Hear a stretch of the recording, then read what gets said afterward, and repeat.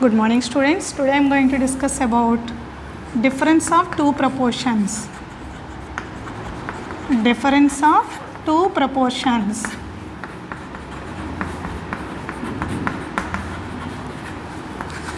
మనకి difference of two proportions అనే concept చెప్పిన తర్వాత దానికి రిలేటెడ్గా ఉన్న ఎగ్జాంపుల్ చెప్పుకుందాం. ఇక్కడ డిఫరెన్స్ ఆఫ్ టూ ప్రపోర్షన్స్ అనే దాని కేసుకి వచ్చేసరికి టెస్ట్ ప్రొసీజర్ ఎలా ఉంటుందంటే null hypothesis H0. There is no significant difference between two population proportions, that is P1 equal to P2. That is null hypothesis. Alternative hypothesis H1 such that there is significant difference between two populations proportions. That means P1 not equal to P2. Not equal to means either greater than or less than. That is alternative hypothesis. Next, third step, level of significance. Is step 1, is step 2 and is step 3. Level of significance, fix the level of significance alpha. మనకి level of significance అనేది test ప్రొసీజర్లో ఇవ్వకపోతే కనుక 5%కి ఏ tailed mention చేయకపోతే 2 tailed అని తీసుకుంటాము. Tailed mention చేస్తే కనుక ఏ tailed అయితే ఆ టైల్డ్, రైట్ అయితే రైట్, లెఫ్ట్ అయితే లెఫ్ట్ టైల్ తీసుకుంటాం. ఓకే, అది లెవెల్ ఆఫ్ సిగ్నిఫికెన్స్. నెక్స్ట్ ఏంటి, జెడ్ స్టాటిస్టిక్ రావాలంటే మన ఫార్ములా తెలిసి ఉండాలి. T minus expectation of T by standard error of T. ఇది general notation, follows n of 0,1. దీని ప్రకారం మనం ఎలా తీసుకోవాలి, 2 ప్రపోర్షన్స్ తీసుకోవాలి. ఫైనల్ స్టెప్ ఏంటి, కంక్లూజన్కి వచ్చేసరికి ఏంటి, calculated value of modulus Z less than or equal to table value of Z alpha. ఇక్కడ విషయం అంతా ఈ కంక్లూజన్ రావాలంటే మనకి జెడ్ స్టాటిస్టిక్ అని ఫైండ్ చేసి ఉండాలి. ఈ జెడ్ స్టాటిస్టిక్లో డిఫరెన్స్ ఆఫ్ 2 ప్రపోర్షన్స్ తీసుకుంటున్నాం. ఈ 2 ప్రపోర్షన్స్ తీసుకుంటున్నప్పుడు లాస్ట్ క్లాస్లో మనం సింగిల్ ప్రపోర్షన్ అనే విషయం తీసుకున్నప్పుడు ఏం చేసాం, ఎక్స్ని మనం ఒక సక్సెస్తో డిఫైన్ చేసుకున్నాం. X be the number of success అన్నాం, అవునా? ఇక్కడ కూడా అంతే, x1 be the number of success of attribute A. Next x2 be the another success of attribute B. అంటే ఇక్కడ మనకి ఉన్న ఎగ్జాంపుల్లో 2 విలేజెస్ ఇచ్చాడు కంపారిజన్కి, దాన్ని ఏ బి అనుకున్నాడు కాబట్టి యాట్రిబ్యూట్ ఏకి రిలేటెడ్గా ఉన్న సక్సెస్ x1 అవుతుంది, యాట్రిబ్యూట్కి బి అనే దానికి రిలేటెడ్గా ఉన్న సక్సెస్ x2 అవుతుంది. మనం అక్కడ x1 ఎలా డిఫైన్ చేసుకున్నాం, NP అని తీసుకున్నాం. ఇక్కడ 2 వేరియబుల్స్ కంపారిజన్ కాబట్టి NP1 అని తీసుకున్నాం. x2 ఈక్వల్ టు ఏమవుతుంది, NP2. ఇక్కడ 2 పాపులేషన్ ప్రపోర్షన్స్ మాత్రం మనం కంపేర్ చేస్తున్నాం కాబట్టి అక్కడ తీసుకునే నోటేషన్ క్యాపిటల్ పీలో రాసుకుంటాము.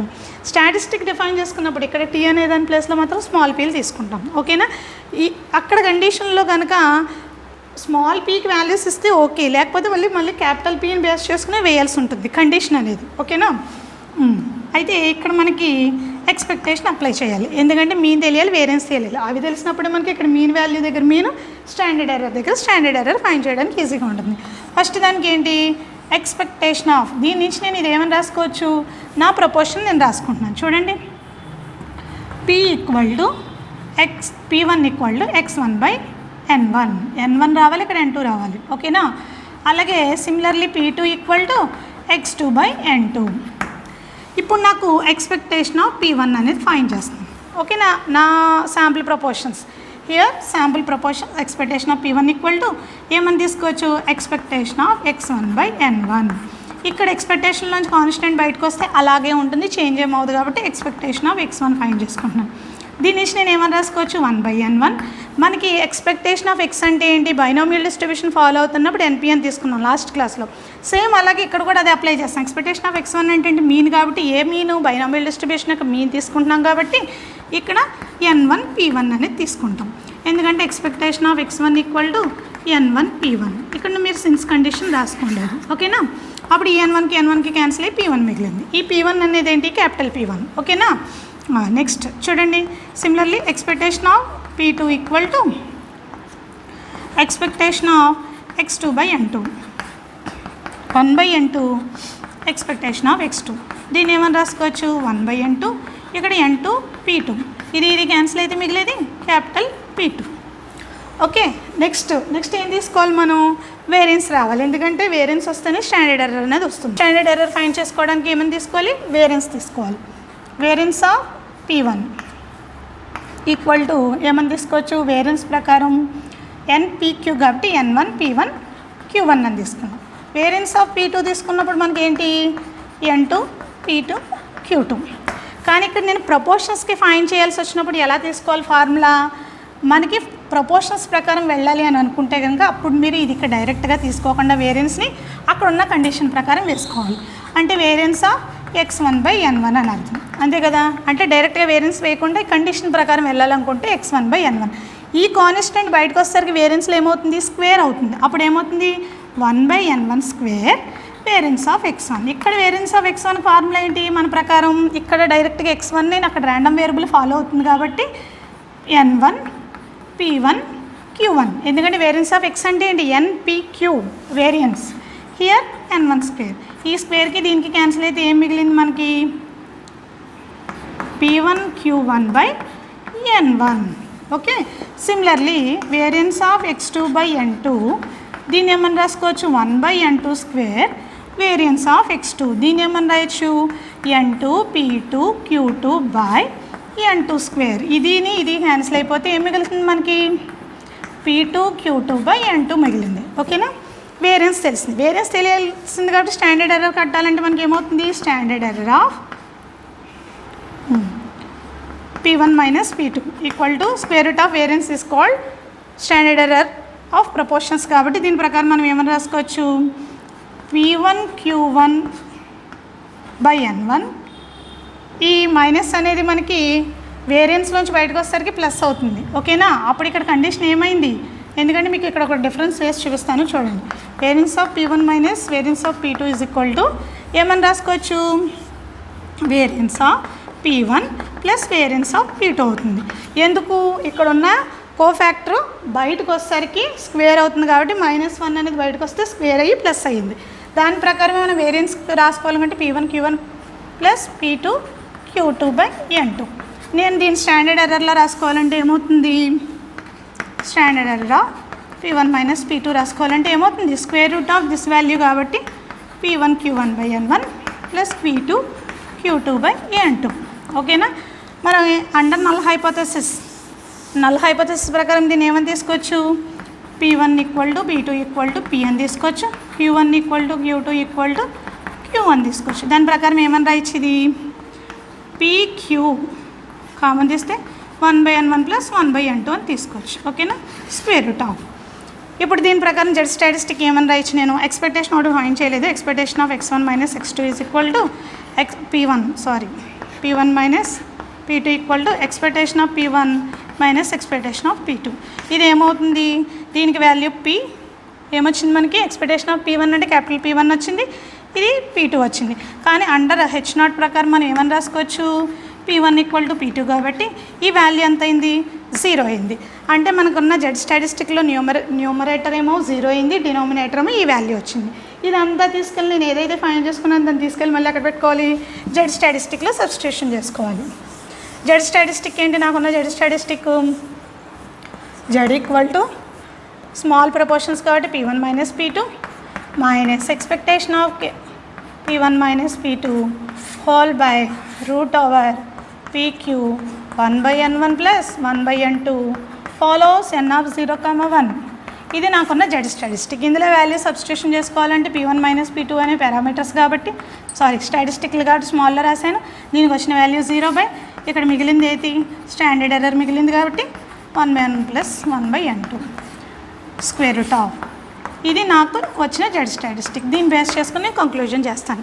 ఇప్పుడు మనకు అది ఇక్కడ ఇంపార్టెంట్, ఎందుకంటే మనకి ఇచ్చిన ప్రాబ్లంలో కనుక స్టాటిస్టిక్లు ఇస్తే ఓకే, అలా ఇవ్వకుండా ఓన్లీ పాపులేషన్ ప్రపోర్షన్స్ ఇచ్చేసాడు అనుకోండి, అప్పుడు పీక్యూలు ఇక్కడ ఉన్న స్మాల్ క్యాపిటల్ కింద మనం అనుకుని వాల్యూస్ వేసుకోవాలి. ఓకేనా. పైన ఎగ్జాంపుల్ చెప్తాను చూడండి. పైన ఎగ్జాంపుల్ చూడండి ఒకసారి. In a random sample of 100 men taken from a village A. ఎంతమంది ఉన్నారు, ఒక విలేజ్ నుంచి ఒక 100 మెంబర్స్ని తీసుకున్నాడు. అంటే పాపులేషన్ అక్కడ విలేజ్ ఏ, అక్కడి నుంచి తీసుకున్న శాంపుల్స్ ఎంత 100 మెంబర్స్ని తీసుకున్నారు కాబట్టి అక్కడ 100 అనేది శాంపుల్ అవుతుంది. విలేజ్ ఏ కాబట్టి N1 అని తీసుకున్నాను. Here N1 = 100. ఓకే.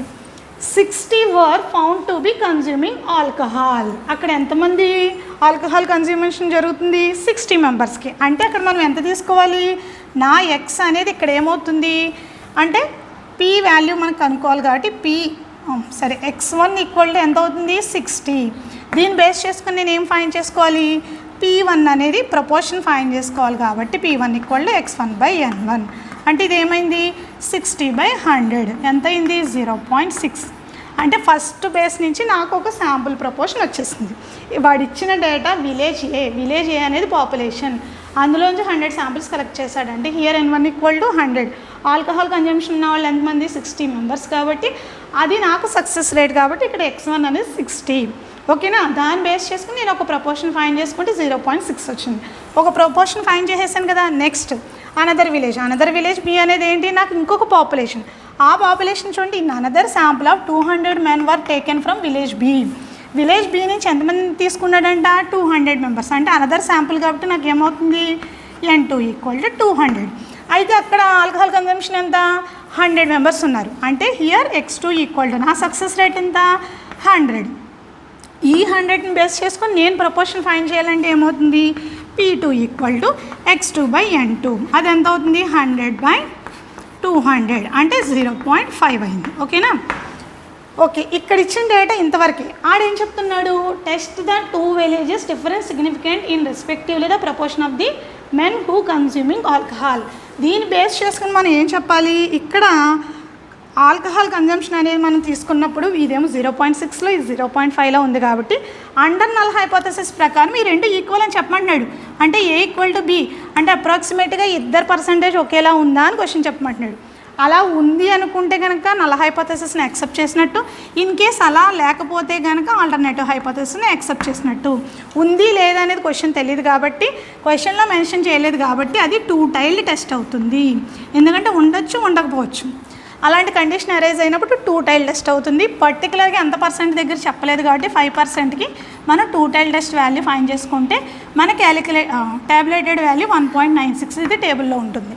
మనం ఏం చేసుకోవాలి, జెడ్ స్టాటిస్టిక్ ఫైండ్ చేసుకోవాలి. జెడ్ స్టాటిస్టిక్ ఫార్ములా అంటే ఆల్రెడీ ఇక్కడ వేసించాను చూడండి.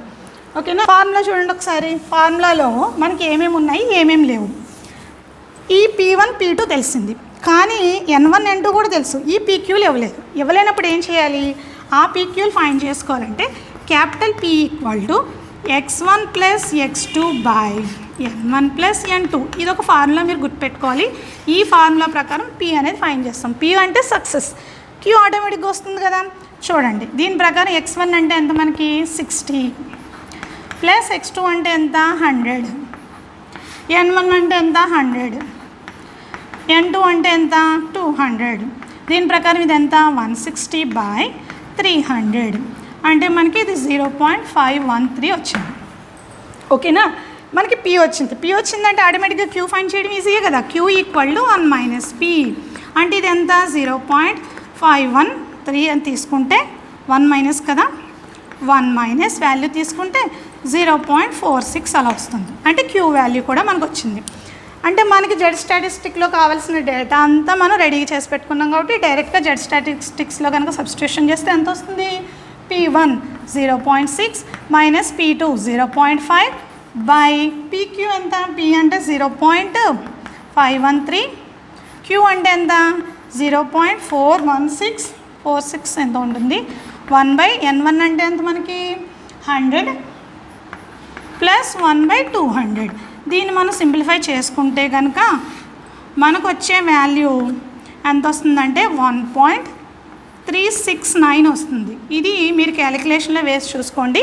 ఇదంతా క్యాలిక్యులేటెడ్ వాల్యూ ఎంత వచ్చింది 1.369 వచ్చింది. కానీ మనకి టేబుల్ వాల్యూ ఏం చెప్పాను, ఏమి ఉన్నప్పుడు 2 టైల్ టెస్ట్లో 5% దగ్గర ఇచ్చే వాల్యూ 1.96 అని చెప్పాను కదా, ఇది టేబులేటెడ్ వాల్యూ.